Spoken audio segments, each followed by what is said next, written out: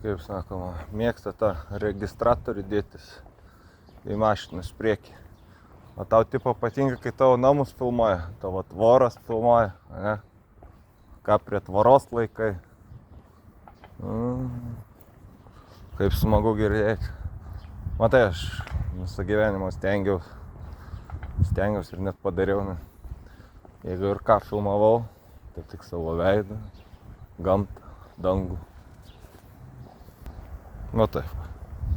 Ir žinai, čia filmuoti aplinką, tai čia tas pats, kas pažeidinėti tam tikrą įstatymą.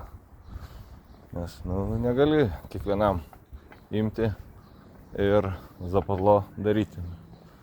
Bet aš tik tiek supratau.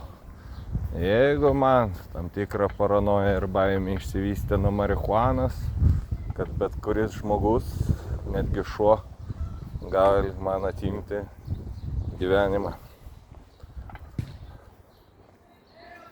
Tai čia yra ganėtinai normalu.